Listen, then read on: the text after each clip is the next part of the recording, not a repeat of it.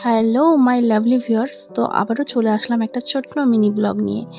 তো সরস্বতী পুজোর দিনকে তো আমি ভিডিও করিনি, কারণ আমি তো বেরোইনি। সরস্বতী পুজোর দিনকে আমার প্রচণ্ড শরীর খারাপ ছিল, তাই বেরোতে পারিনি। আর আজকে হচ্ছে বিসর্জন। ভিডিওটা অনেকটা লেটে পোস্ট করছি ঠিকই, বাট বিসর্জনটা না দেখালে হয়। তাই ভাবলাম বিসর্জনে যাওয়ার আমার কোনো ঠিক ছিল না, তো আমার বান্ধবী আমাকে ফোন করে ডাকলো, আর আমি নাও বলিনি। ভাবলাম একটু বেরোই, ভালো লাগবে। তো দেখো বেরিয়ে পড়েছি, দেখো ওই দেখো আমার বান্ধবী ওটা। তো চলো বেরিয়ে পড়েছি ঠাকুর বিসর্জন দিতে। তো ঠাকুর আগে আগে যাচ্ছে, আমরা পেছনে পেছনে যাচ্ছি। তো এই যে সবাই গেছিলো, দেখতে পাচ্ছ আমাদের পাড়ার সবাই গেছিলো। তো বেশ ভালোই মজা হচ্ছিল।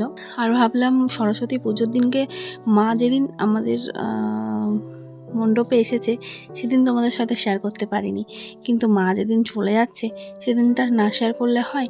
তাই আর কি, যেমন ভাবা তেমন কাজ, চলে এসেছি দেখতে পাচ্ছ। তাই ভাবলাম তোমাদের সাথে একটু ছোট্ট ক্লিপ নিই, ছোট ছোট ক্লিপ নিয়ে তোমাদের সাথে একটু শেয়ার করে দিই। আর দেখো আমরা পৌঁছে গেছি নদীতে। তো এবার বিসর্জনের পালা। তো তোমরাও আমার সাথে বলো, আসছে বছর আবার হবে, তাই তো? আসছে বছর আবার হবে। তো চলো, এই বছর সরস্বতী পুজোতে না বেরোতে পারলাম তো কী হলো, পরের বছর অবশ্যই বেরোবো। আর সেই ভিডিওটাও তোমরা পাবে, তবে চোখ রাখতে হবে আমার চ্যানেলে। তো চলো দেখতে থাকো। আর দেখো আমাদের ঠাকুরটা বিসর্জন হচ্ছে, মানে বিসর্জনে যাওয়ার জন্য সিঁড়ি দিয়ে নামছে নদীতে। বিসর্জনের দিনকে একটু খারাপ লাগে ঠিকই, বাট সরস্বতী পুজোতে সত্যি এবার কোনো এনজয় হয়নি বলতে গেলেই চলে, ঠিক আছে? তো দেখো, তাই ভাবলাম তোমাদের সাথে বিসর্জনটা একটু শেয়ার করি। মা যেদিন এসেছে সেদিন তো শেয়ার করতে পারিনি, তাই বিসর্জনটা শেয়ার করতে চলে এলাম। দেখো আস্তে আস্তে মাকে বিসর্জন দেওয়া হচ্ছে।